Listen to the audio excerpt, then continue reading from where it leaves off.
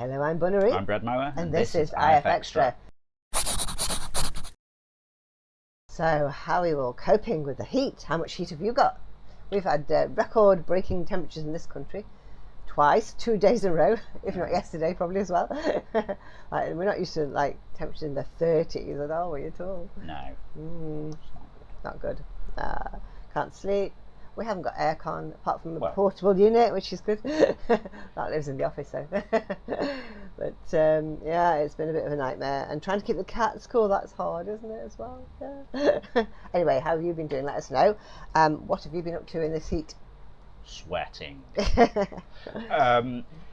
Yeah. I feel a little bit bad that we monopolise the aircon up here, but this office, it's a loft conversion, so it's right at the top where all the heat goes, and there's a lot of kit in here and thing. It's not fun.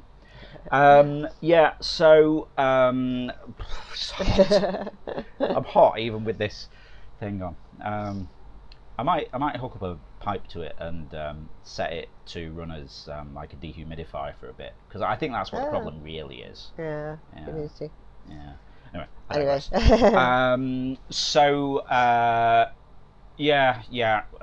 had this big plan to get loads of interference stuff done this week, and didn't really get a chance.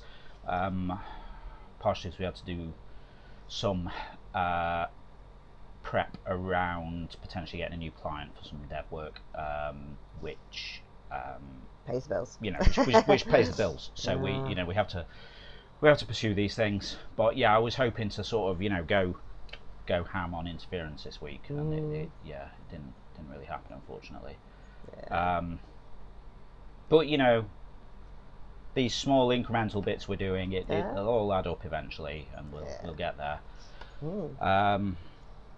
Yeah, it's about the size of it, really. Okay. Yeah. Although I should say, what? It's a shame because I'd really hoped to get this new thing finished, and it's unlikely it's going to be done for tomorrow. Why tomorrow? Because tomorrow is the 28th of June, which is Interference's birthday. Interference will be 16, going off, when the first actual game rather than our test ones sort of went in. But so 16 years, which is madness, and I don't know, probably makes us like the second oldest web game in the UK or something. Really? Yeah, I think we're about a few months, 3 months, 4 months, 6 months younger than Fallen London. Okay. Yeah. Cool. So, anyway, so the point is, we're going to be having a birthday party tomorrow, possibly with special guest, the aircon unit, because it'll be far too hot. So we're going to have Zeitgeist as normal tomorrow at 7 PM UK, twitch.tv/interference. Yeah. But we are going to be starting a bit earlier for some birthday shenanigans. Get a bit of cake, maybe have a celebratory glass of fizzy stuff, and maybe do some drawing, just have a bit of a chat, hang out, all this kind of stuff. So I don't know, what do you think, like start an hour early, like we sort of usually do? So we'll probably start around 6 UK, and then just roll straight on into the Zeitgeist and finish up 8 UK, as per normal, as we've done the last few years. Cool. And hopefully, 1, we won't melt, and 2, equipment won't melt. Yeah. We are starting to have some equipment issues with the heat. Got a flaky router somewhere that is not enjoying all this heat. So but we'll sort it out. Everything will be fine. It'll be fine. Don't worry about it. Cool. Okay, now going to see who won this week's awards. Pitch of the week this week goes to Tuxie for the monster you turn into when you think about fuel prices. I love this because I like the mirror. It looks like the one after Snow White. And I think, oh, that's so cute. And then there's this horrible devil in there. Oh, problems. But good picture, Tuxie. Well done. My favourite description this week was "A vision for the king, like Faye from the sun, she appeared," by Texana 2. It's just something quite poetic about that. I just really like the the flow and balance of it reads really nicely. Nice work, Texana too. Community pick of the week this week went to Aurora Dusk. What a lovely name, isn't it? Yeah, a beautiful sword sticking in the ground under a leafless tree. I love the jewel on this one and the tree's roots and the branches. Beautifully done. Well done, Aurora. They were wonderful. Awesome stuff there as always. Cool, now it's time to see what we were talking about last week in the forums. So last week I said, do you go to the same supermarket every week for your groceries? Or do you like to mix it up a bit? Do you prefer to go in person or order online and have it delivered? We have our main groceries delivered, all the heavy stuff and the big toilet roll packs and everything like that. We use Ocado after we tried lots of other supermarkets. They very rarely substitute anything or have anything missing, and the prices are pretty good as well. And also they have Marks and Spencer's things, so for those extra treats that we like. So I said, how about you? Muckluck Canuck said, I mix it up, depending on what area I have other errands in. If I'm doing a big shop or little shopping, if I'm doing a big stock up on the meat or for the freezer, etc. So I'll do that bit again. Muckluck Canuck says, I mix it up, depending on what area I have other errands in. If I'm doing big shopping or little shopping, if I'm doing a big stock up for meat for the freezer, etc. I only tried delivery once, but digging through the website for every little item and its specifications was a pain. I'm sure it's improved by now, but the delivery fees for out here in the sticks are a bit much for our petite income. Yeah, it does take a long time the first time you do one. We noticed that when you start with a new supermarket, you've got to go and find everything. But once you've done it once, everything's in your list then, so you can just pick the things you need and look for just the extra special things. But yeah, cool. Yeah, we're quite lucky because, I mean, we're not in the city centre, but, you know, we're not out in the sticks. No, so it's not really... Got quite a choice of different ones that will come this way. Yeah, and, I mean, one of the things that we do sometimes is, like, I think Ocado's our favourite because they work best. Yeah, and they still put your stuff in bags. Yeah, Everyone else true. has stopped doing bags. Yeah. They do take the bags away from you for recycling the next time they come. They do. But they bag things separately, so you get, like, a purple bag for the fridge, a green bag for the cupboard, a red bag for the freezer, well, whatever. And they are, they're very cool. Very, very cool. But one of the things we do sometimes is, because we've tried all of them, and then every so often you get like, oh, hey, you haven't used this for ages, come back and we'll give you 30% off. So we're like, yeah, okay. But yeah, once stuff's in. Yeah. I mean, my ultimate goal is to have a barcode reader by the fridge, well, in the kitchen, and you just scan stuff as it comes in and then tracks your utilisation of it and then generates an order for you automatically. That would be the way forward, I think. Anyway, I digress. Polish Ships Don't Lie says, I usually switch it up. I feel lucky to live in an area where there's such a good variety of grocery stores, so I feel like I have to check new ones out all the time. My usual rotation consists of a few local Asian markets, Amish stores, the best baked goods and farm fresh meat and dairy for my area, a few chain places like Aldi or Trader Joe's, and then the occasional specialty store when we want to splurge on something. I like doing pick-up orders sometimes. It'd be frustrating, but the convenience is so nice while having a small kiddo. Yeah, that must be so much. I'm not having to take them round a supermarket for an hour. I don't really like going to the supermarket because it's rammed or half the time, and there's people.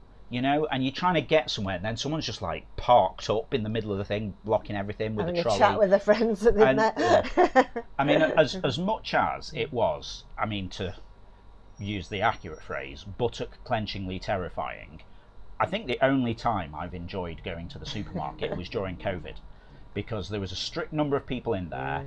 Everybody had to go the same way round. Yeah, there was like a one-way thing. Everybody was spaced out, and everyone was just trying to get in, get out, and be away from people. And which is my ideal shopping experience, really. Quick tangent. Something that I learnt the other week. What? Aldi and Trader Joe's, same company. Oh, are they? Yeah. Oh, okay, didn't know that. Wow. That's weird. Yeah. Dikesh says, we have a small Billa nearby in literally 2 minutes walking distance. Out of laziness, we use it for most of our shopping, despite the disadvantages, because it's so small it doesn't stock everything we want, or not regularly, so you can't plan for the,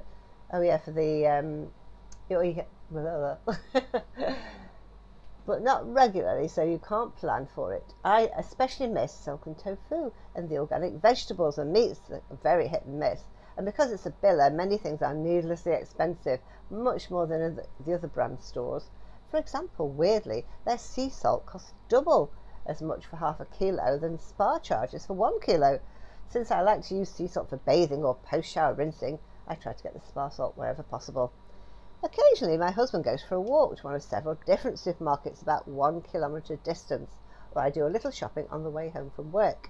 I also have a subscription with a local producer for a box full of organic vegetables that comes every other week. They always put together a nice selection of what's in season, and it's a fun surprise to open the box and a creative challenge what to cook with it. Usually they put some fruit in, but most of it's like apples, since the season for strawberries and cherries is quite short. Another subscription with crowd farming gets me seasonal organic fruit monthly, usually from Spain, for things that don't grow here, such as oranges, avocados and mangoes. That's quite a big choice we've got there. Yeah, these sort of subscription services are quite interesting. I did wonder about that, yeah. I mean, we've tried a couple of these things. Like Ferret was really big on, what was her one called? Is it Presto or something? No, was it Presto, was it? Gusto. Yeah. They used to get a Gusto box delivered. But that's meals that are already done for you. But that's like all of your stuff, all of your components for meals, and then they're like, assemble it in this way. Yeah. But I think... But you can get things like Odd Box, where you get just a box of vegetables each. You don't know what you're getting. Yeah. But yeah, a box of fruit and veg. I was going to say, it's a bit constricting because you have to have these meals that they're basically giving the ingredients for. What we did, well, I haven't done one for a while actually. What we do sometimes is Too Good To Go.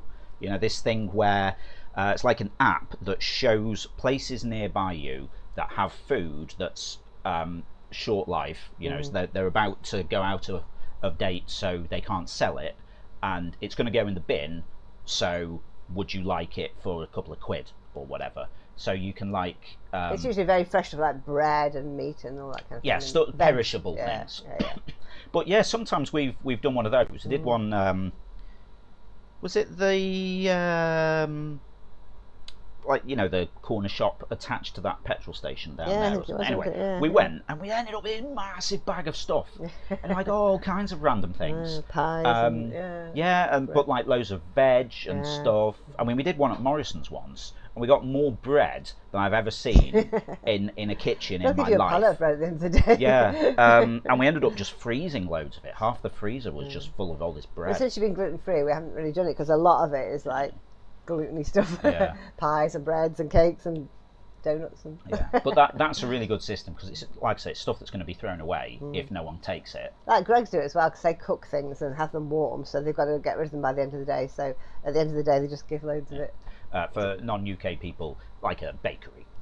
It's like one of these chains that's really popular. They do sausage rolls and all this kind of stuff. There's actually one next to, it's not a Greg's, is it? It's a Wright's next to the Vets. And the girls at the Vets basically clear out all of their unused stuff through this Too Good To Go every day. Because I kept trying to get something from there, and I'm like, wow, it just sells out immediately. Then I was up at the Vet once, and then one of them was like, ooh, next door's Too Good To Go stuff's on. Okay, right, I'll go and pick it up. Yeah, it was good. Okay, finally, Fennec Fox saying, for big shoppings, I go to Aldi or Bonpreu, Catalan supermarket. For the daily meat, fish, things I run out of in the middle of the week, I go to little supermarkets in my neighbourhood, buy, walk into the butcher shop, fish shop, etc. Cool. I mean, I do approve of that, you know, local business. There aren't that many butcher shops and fish shops around now. Well, there's a butcher shop in town, isn't there? But there's not one on our little village high street, but there is in town here. So everything's supermarkets now. Pre-packed and everything. I mean, you know, we say like Amazon is destroying the high street and things, but then having said that, it's been happening for a while, hasn't it? You know, supermarkets took everything away from the you know, little greengrocers and stuff. Okay, that's that. But we're now going to have a look at what we'll be talking about next week in the forums. Give us your best tips for keeping yourselves and your pets cool during a heat wave. We will be especially grateful in the UK, where we don't have aircon in most houses. I tried freezing the cat's favourite treats, Licky Licks, but they didn't seem keen. How about you? If you'd like to chime in with that, just head over to the general discussion forum. It's the pinned thread for the week, so you'll find it at the top of the thread list. Cool. And don't forget, tomorrow night is Zeitgeist night and Zeitgeist's birthday. Well, not Interference birthday. Yep. Yes, we're going to still have our quiz at 7 o'clock with the 5 rounds and 5 different topics. Yep, so every week, 7 p.m. UK on twitch.tv/interference, time for Zeitgeist, the Interference Quiz of the Week, but we will be starting a little bit early with more pre-quiz waffle, so we'll probably be there from about 6 p.m. UK, but quiz at 7 as normal. Yeah. So it's a live interactive quiz stream. You get to play along against the rest of the audience, competing for points and places on the leaderboard, and I've thrown myself now because I'm saying different words and I've kind of forgotten what I say there. Play along. Each round is based on a drawing from Interference. Bunnery's picked 5 drawings that caught her eye this week and has used them as inspiration for the rounds. We won't know what they are until tomorrow. But would you like to tease us with the names of the featured artists? Okay, this week we have got Aurora Dusk, beautiful pictures, Spinterloper, John Brer, Ganondox, and Porcelain. Okay. Newbies and oldies there. Yeah, well, that's just what I was thinking. Yeah. Wow. I mean, I feel like it's Aurora Dusk quite newish. I think so. Maybe. Yeah, I think but Porcelain has been around for years. Yeah. Cool. Okay. So we won't know what that is until tomorrow. But would you like to remind us of what happened last week? Okay, last week the winner was Goose. It was Goose last week. 250. That's practically a perfect score. Darth was second with 221, and El Guapo was third with 217. That's cool, isn't it? Very good. Yeah. I think we should wrap it up there because I'm just so hot. Can't think of anything else. Yeah. Okay, so that's all the news for now. Just goes to say. Yeah, if you're not already taking part in the game, then get involved. You can play on the web at playinterference.com or search for Interference in the App Store on your device and download the app. You can also join the chat with us over on Discord, playinterference.com/Discord. And we're on Patreon as well, patreon.com/interference. If you would like to give us some monthly support to keep building all of these bits and pieces for you, you get access to things like some extra game modes in Interference. You get too hot. Invites and all that kind of thing. You get fancier invites. you get replays, that kind of stuff. And if you're a quiz player, you get a custom entrance shout out from Ava. Cool, the best bit that is. Okay, that's it for now. So we'll see you again in a cooler times next week, hopefully. Yeah, I've just remembered after this, I've booked us some COVID jabs. So we've got to go and have jabs and then feel ill in this heat. Nice. Planning ahead. But yes, have a great week. Yeah. We'll see you next Saturday. See you next Saturday. Bye. Bye.